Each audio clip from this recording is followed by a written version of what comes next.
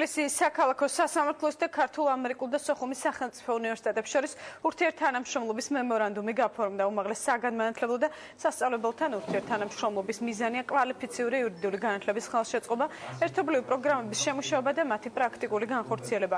თბილისის საქალაქო სასამართლო მემორანდუმის ფარგლებში ივანე ჯავახიშვილის სახელობის კავკასიის და საქართველოს ტექნიკურ უნივერსიტეტთან უკვე თანამშრომლობს. სწორედ ამ უნივერსიტეტების გუნდების მონაწილეობით 9 მარტს თბილისის საქალაქო სასამართლო სამართლებრივ ოლიმპიადას უმასპინძლებს. პირველ რიგში ითვალისწინებს მომავალი თაობის პრაქტიკული მომავალი თაობისთვის პრაქტიკული მიმართულების შესწავლას, მათთვის პრაქტიკების გავლას, სტაჟირებას. აღსანიშნავია არის, რომ აღნიშნული მემორანდუმის ფარგლებში ჩვენ ვცდილობთ მაქსიმალურად ჩავთვალოთ სასამართლოში მიმდინარე პროცესებში მომავალი თაობა.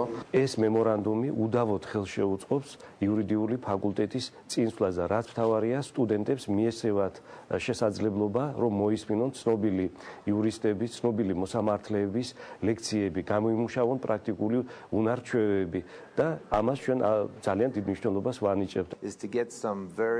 ძალიან მნიშვნელოვანია სასამართლოსა და უნივერსიტეტების ურთიერთთანამშრომლობა. მისასალმებელია ახალგაზრდების ჩართულობა და მათი ცოდნის გაღრმავება იურიდიულ საკითხებში.